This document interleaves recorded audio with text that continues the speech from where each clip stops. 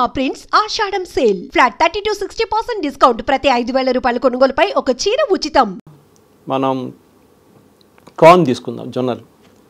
Problem ఎక్కడ వస్తుందంటే ఈ కాస్ట్ ఆఫ్ ప్రొడక్షన్ వాళ్ళు చాలా ఎక్కువ అమెరికాలో. సో వాళ్ళు ఏం చేస్తారు, గవర్నమెంట్ సబ్సిడీ ఇస్తారు. మన దగ్గర కూడా ఇస్తారు. అమెరికా ఏం ఆర్గ్యూ చేస్తున్నా అంటే మీరు ఇండైరెక్ట్ సబ్సిడీ ఇస్తున్నాం, మేము డైరెక్ట్ సబ్సిడీ ఇస్తున్నాం. మీరేం చేస్తారు, నీళ్ళు ఫ్రీ ఇస్తున్నారు, కరెంటు ఫ్రీ ఇస్తున్నారు, దాని తర్వాత మినిమం సపోర్ట్ ప్రైస్ ఇస్తున్నారు, ఫర్టిలైజర్ ఫ్రీగా ఇస్తున్నారు. అన్నీ ఇచ్చిన తర్వాత కూడా మిగతా సబ్సిడీస్ కూడా ఇస్తున్నారు మీరు. మేము డైరెక్ట్ క్యాష్ ఇంత ప్రొడ్యూస్ చేస్తున్నాం, దాని మీద సబ్సిడీ ఇస్తున్నాం మేము. మా దగ్గర మిగతా ఫ్రీలు ఏం లేవు. సో సబ్సిడీ టు సబ్సిడీ కొట్టుకుంటున్నాం మనం. అదే ప్రాబ్లం చైనాతో ఉంది. చైనాలో చైనీస్ గవర్నమెంట్ అక్కడున్న కంపెనీలకి చాలా హెవీలీ సబ్సిడైజ్ చేస్తుంది. అది ల్యాండ్ ఉండొచ్చు, పవర్ ఉండొచ్చు, నీళ్ళు ఉండొచ్చు, మిగతా ల్యాండ్ ఏదైనా కానివ్వండి చాలా మటుకు డిస్కౌంట్ ఇస్తారు వాళ్ళు. ఇప్పుడు BYD లాంటి కంపెనీ తీసుకోండి, కార్ మ్యానుఫ్యాక్చరింగ్, వాళ్ళకు కూడా చాలా మటుకు ఇన్సెంటివ్స్ ఇచ్చారు. దాంతో ఏమైతే గవర్నమెంట్ సపోర్ట్ వచ్చినప్పుడు ఇమీడియట్గా కాస్ట్ పర్ కార్ తగ్గిపోతుంది, యూనిట్ కాస్ట్. వాళ్ళు ఈజీగా యూరోప్లో కానీ అమెరికాలో అమ్ముకుంటున్నారు.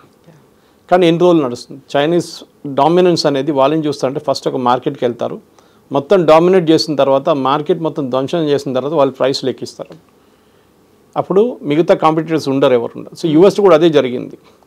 కానీ ట్రంప్ ఏమంటున్నారంటే నేను వచ్చిన తర్వాత నేను మ్యానుఫ్యాక్చరింగ్ తీసుకొస్తాను, కానీ చేయలేకపోతున్నాను. సో ఆయనకి ఒక డైవర్షన్ కావాల్సి వచ్చింది.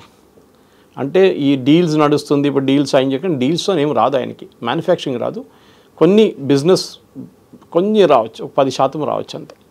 సో ఈ యుద్ధాలు మొదలైనవి. ఫస్ట్ రాగానే అన్నారు నేనుంటే యుక్రెయిన్ రష్యా యుద్ధం అసలు నడవదు, మొత్తం బంద్ చేసి పడేస్తా అన్నారు. నేను బైడెన్ ఉండే ఈ వారంతా మొదలైంది, నేను గిట్ట ఉంటుండే ఈ వారం అసలు మొదలు కూడా కాకుండేది. కానీ ఏం చేశారు, పుటిన్తో మాట్లాడారు 2-3 సార్లు, 2 hours 2 గంటల సేపు కూడా మాట్లాడారు, ఏం కాలేదు. పుటిన్ ఇంకా బాంబులు వేస్తున్నారు, యుక్రెయిన్ ఇటువైపు డ్రోన్లు కొడుతున్నారు, అన్నీ నడుస్తున్నాయి.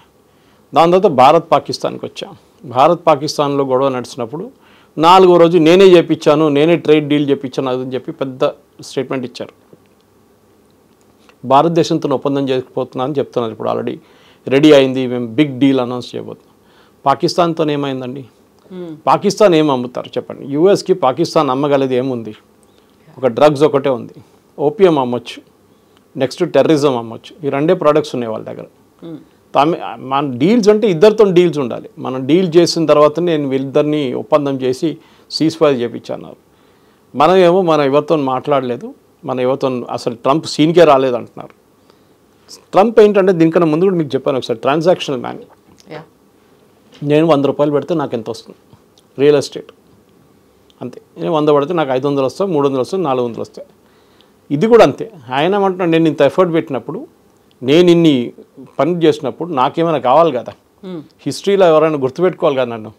వచ్చిపోయింది ప్రెసిడెంట్ అని చెప్పకుండా జిమ్మీ కార్టర్ లాని, మన యాసిర్ అరాఫాత్ లాంటి వాళ్ళని ఆ టైంలో నోబెల్ ప్రైజ్ ఇచ్చారు వాళ్ళకి. నాకు కూడా ఎందుకు ఇవ్వకూడదు? హిస్టరీలో నిలిచిపోవాలి. డెఫినెట్ ఫుట్ నోట్లో ఉండాలి, అట్లీస్ట్ పైన హెడ్లైన్లో లేకుండా ఫుట్ నోట్లో అయినా ఉండాలి. డొనాల్డ్ ట్రంప్కి ఇట్లా నోబెల్ ప్రైజ్ వచ్చింది. ఆ టైంలో ఇస్సాక్ రబీన్ కానివ్వండి, మిగతా ఎవరైనా కానివ్వండి, యాసిర్ అరాఫాత్ కానివ్వండి, జిమ్మీ కార్టర్, ఇది నోబెల్ ప్రైజ్ వచ్చారు వాళ్ళకి. ఎందుకంటే ఆ టైంలో ఒక ఒప్పందం జరిగింది, ఆస్లో అకార్డ్ జరిగింది, ఒప్పందం వచ్చింది. కానీ ఇప్పుడు ఏం జరిగింది? ఇప్పుడు మీరు ఇజ్రాయెల్ వార్ చూస్తే, ఇజ్రాయెల్ పైన దాడి చేసింది first Hamas, October 7th kidnap చేసి 1200 మంది తీసుకెళ్ళిపోయారు, ఇంకా 1200 మంది చంపారు ఇక్కడ. దాని తర్వాత మొదలైంది గొడవ. హమాస్ ఎవరు? Iran proxy. ఇరాన్ డబ్బు లేకుండా రేపు హమాస్ దుకాణం బంద్ అయిపోతుంది మొత్తం. వాళ్ళు మిసైల్స్ ఇస్తారు, డబ్బులు ఇస్తారు, దాంట్లో కూడా మ్యాన్ పవర్ కూడా సపోర్ట్ చేస్తారు వాళ్ళు. ఇదంతా చేసిన తర్వాత హమాస్ ఇజ్రాయెల్ మీద దాడులు మొదలుపెట్టాయి. అటువైపు నుంచి ఎప్పటి నుంచో హెజ్బుల్లా దాడులు చేస్తున్నాయి, ఇప్పుడు కాదు, 10-20 సంవత్సరాల నుంచి హెజ్బుల్లా కంటిన్యూస్గా ఇజ్రాయెల్ మీద దాడి చేస్తూనే వస్తున్నారు. హమాస్ కన్నా కొంచెం ఒక 30-40% ఎక్కువ టెక్నాలజికలీ కేపబుల్ ఉన్నారు హెజ్బుల్లా. హమాస్ అంత కేపబుల్ లేరు. దానికోసం హమాస్కి ఇచ్చే మిసైల్ చూడండి, చాలా చిన్న మిసైల్స్ ఇస్తారు ఇరాన్. డౌట్ ఉంది వీళ్ళు ఫైర్ చేయగలరా లేదా అని చెప్పి. హెజ్బుల్లా అది కాదు, హెజ్బుల్లా హైలీ ట్రైన్డ్ ఫోర్స్ అన్న. వీళ్ళందరినీ ఎవరు తీసుకొచ్చారు? ప్రాక్సీస్గా ఇరాన్ తీసుకొచ్చారు. లాస్ట్లో హూతీలు వాళ్ళు అక్కడ యమన్ ఒకవైపు క్యాప్చర్ చేసుకున్న తర్వాత యమన్లో వాళ్ళు కూర్చున్నారు. అప్పుడప్పుడు అక్కడ వెళ్తున్న బోట్ల మీద ఫైర్ చేస్తారు, షిప్ల మీద ఫైర్ చేస్తారు, అప్పుడప్పుడు ఇజ్రాయెల్ మీద కూడా చేస్తారు. వాళ్ళ దగ్గర మ్యానుఫ్యాక్చరింగ్ బేస్ లేదు, ఏం లేదు. వాళ్ళకు ఉన్నది only crude oil business. Iran నుంచి మిసైల్స్ వస్తుంది, ఆ మిసైల్తో వాళ్ళు వాడుకుంటారు. ఇప్పుడు వాళ్ళ దుకాణం కూడా బంద్ చేసేసారు. యూఎస్ కలిసి ఇజ్రాయెల్ కాకుండా ఎక్కువ యూఎస్ వాళ్ళు చేస్తున్నారు. సో ట్రంప్ ఇక్కడ ఏమైపోయిందంటే నోబడీ అయిపోయారు. నేను సంబడిగా ఉండాలి కదా, నా మాట యూక్రెయిన్లో వాళ్ళు జెలెన్స్కీ వినట్లేదు, ఇక్కడేమో పుటిన్ వినట్లేదు.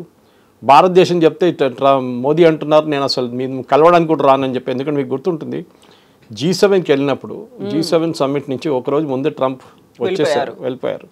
నేను అక్కడ వెళ్ళి మొత్తం సార్ట్అవుట్ చేసుకుంటా, ఏం జరగలేదు. ఆయన అక్కడ 2 రోజులు ఇంకా ఉంటుండే ఏం కాకపోతుండే, కానీ వెళ్ళారు పెద్ద పబ్లిసిటీ చూపించడానికి. కానీ దాని తర్వాత ఏం జరిగిందంటే ఆ నెక్స్ట్ డే మోదీ గారు రిటర్న్ వస్తున్నప్పుడు G7 నుంచి మోదీ గారిని పిలిచారు, ఒఫీషియల్గా ఉంది, it's on record, for dinner రమ్మన్నారు. మోదీ గారు నేను రాను, నేను క్రొయేషియా వెళ్ళాలి, ఆల్రెడీ ఫిక్స్డ్ ఒక ప్రోగ్రామ్ ఉంది నాది, క్రొయేషియాకి వెళ్తున్నా చెప్పి. క్రొయేషియా అంటే ఇంత చిన్న కంట్రీ మీరు ఇంత పెద్ద ఇంపార్టెన్స్ ఇస్తున్నారు, నా దగ్గరకు రండి అన్నారు. సారీ అని చెప్పారు. ఒక దేశంలో మనకు ఒక ఈగో అని చెప్పట్లేదు, హెల్దీ ఈగో ఉండాలి మనకి. ట్రంప్ పిలిస్తే ఏదో తిండిలేన మన యాసిం మునీర్ పోయినట్లు మనం వెళ్ళకూడదు. We should also have our price అనమాట. లేదు సారీ నేను రాలేను, నాకు ఇంకో ప్రోగ్రామ్ ఆల్రెడీ ఫిక్స్ అయి ఉంది, ఫినిష్ చేసి తర్వాత చూద్దాం. ఎందుకంటే యుద్ధంలో మీరు ఏం చేసిండ్రు, పాకిస్తాన్ సపోర్ట్ చేసిండ్రు. Pakistan is the great nation అన్నారు. పాకిస్తాన్ దగ్గర ఏముంది, అడుక్కొని తింటున్నారు వాళ్ళు. IMF లోన్ ఇస్తున్నారు, వాళ్ళకి మీరే ఇస్తున్నారు. IMFలో మీకే ఎక్కువ ఓటింగ్ స్ట్రెంగ్త్ ఉంది, 22% వాళ్ళకు ఉంది. ఇదన్నీ చేసినప్పుడు మేము మీతో ఎందుకు పెట్టుకోవాలి, మాకేం పోయిందంట. మా మార్కెట్ చాలా పెద్దది, ఏ కంట్రీ అయినా వచ్చి అమ్మొచ్చు మా దగ్గర. మీరు మాతోని ఒప్పందం చేయకపోతే ఇంకొకరితో ఒప్పందం చేసుకుంటాం మేము. సింపుల్ అది. ఆల్రెడీ మనకు బ్రిటిష్ వాళ్ళతో FTA చేసుకున్నాం మనం, ఫ్రీ ట్రేడ్ అగ్రిమెంట్. అది కాకుండా ఇప్పుడు యూఎస్తో వస్తే కూడా యూఎస్తో ఓకే, నో ప్రాబ్లం. రేపు కెనడాతో వస్తే కెనడాతో చేసుకుందాం. కెనడా కూడా చూడండి, జస్టిన్ ట్రూడో ఉన్నప్పుడు మాట్లాడిన మాటలు కాదు ఇప్పుడున్న ప్రైమ్ మినిస్టర్ మాట్లాడుతుంది, చాలా డిఫరెంట్ ఉంది. మోదీ గారిని పిలిచారు G7కి. G7లో G7 కాకుండా ప్లస్ ఎక్స్ట్రా మెంబర్స్ ఉన్నారు, దాంట్లో మోదీ గారిని పిలిచారు. ఏం జరిగిందంటే భారతదేశం మీద ఉన్న ప్రెషర్ పెట్టలేకపోయి లాస్ట్లో ట్రంప్ ఇప్పుడు 3వసారి ఇజ్రాయెల్ ఇరాన్ నడిమిట్లో నేనే ఒప్పందం చేయించాను, నేనే సీజ్ ఫైర్ చేయించాను, నాకు నోబెల్ ప్రైజ్ కావాలని చెప్పి. దానికన్నా ముందు పాకిస్తాన్ రికమెండేషన్ లెటర్ తీసుకున్నారు. ఎప్పుడైనా అసలు అమెరికన్ ప్రెసిడెంట్కి ఎవడైనా రికమెండేషన్ లెటర్ రాస్తారండి, అదే అర్థం కాదు నాకు. ఆయనే is most powerful man in the world అంటారు, మీకెందుకండి రికమెండేషన్ లెటర్లు, అదే అర్థం కాదు. సో ఆ రికమెండేషన్ లెటర్ తీసుకుని ఏం చేసుకుంటారు, స్వీడిష్ వాళ్ళు అసలు దాన్ని అంగీకరించారు, అసలు వాళ్ళు పక్కన డస్ట్బిన్లో పడేస్తారు వాళ్ళు. సో ట్రంప్కి ఏంటంటే ఇప్పుడు రవాండా ఇంకేదో దేశం ఆఫ్రికాలో కొట్టుకున్నారంట, వాళ్ళని కూడా తీసుకొచ్చి ఒప్పందం చేపిస్తున్నారు వైట్ హౌస్లో. సో ఈ వాంట్స్ హిస్టరీలో నేను ఒక పీస్ మేకర్, అన్ని యుద్ధాలు నేనే ఆపానని చూపించడానికి ఆయన చేస్తున్న ఎఫర్ట్స్ అన్నమాట. ఎందుకంటే హోమ్ ఫ్రంట్లో చాలా పెద్ద దెబ్బతింటున్నాడు ఆయన. మీరు చెప్పినట్లు మ్యానుఫ్యాక్చరింగ్ పెరగట్లేదు, స్టాక్ మార్కెట్ పెరిగింది న్యాచురల్. ఎందుకంటే ఇరాక్ వార్ స్టాప్ కాగానే, సీజ్ ఫైర్ రాగానే ఆయిల్ రేట్ పడిపోయింది, స్టాక్ మార్కెట్ పైకి వెళ్ళిపోయింది. కానీ స్టాక్ మార్కెట్ కాదు ఒక nation the real manufacturing power అంటే అది ఇప్పుడు కూడా చైనా దగ్గర ఉంది. చైనాతో ఒప్పందం చేసుకున్నారు.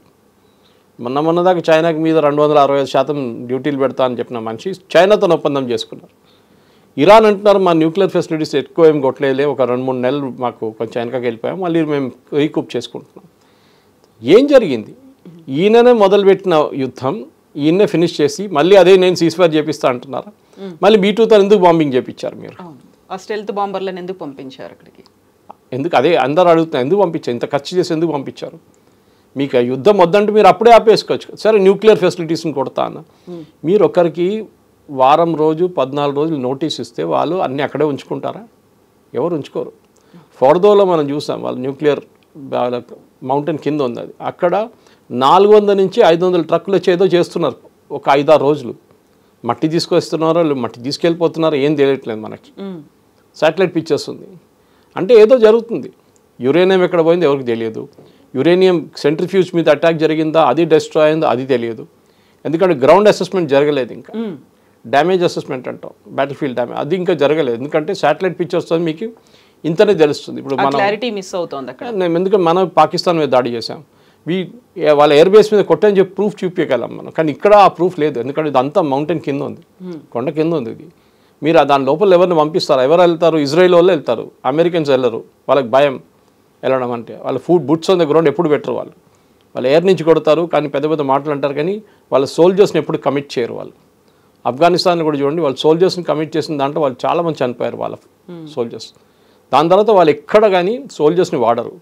ఎయిర్ నుంచి కొడతారు, వాళ్ళ ఎయిర్క్రాఫ్ట్ యూజ్ చేసుకుంటారు, కానీ బూట్స్ ఆన్ ద గ్రౌండ్ అంటాం మన ఇంగ్లీష్లో, అది లేదు. సో ఇప్పుడు ఇంత అవుతోంది, మీరు చెప్పినట్టుగా 400-500 ట్రక్కులు తిరిగాయి అనుకున్నప్పుడు వాట్ అబౌట్ 408 కేజీల యురేనియం అక్కడ ఉంచారా, ట్రాన్స్ఫర్ చేశారా, అటాక్ అయిందా లేదా, అక్కడ సెస్మోగ్రఫీ ఏం చెప్తోంది, ట్రెమార్స్ ఉన్నాయా, వీటన్నిటికీ సంబంధించి అఫీషియల్గా ఇన్ఫర్మేషన్ ఏమైనా వచ్చిందా ఇప్పటికి?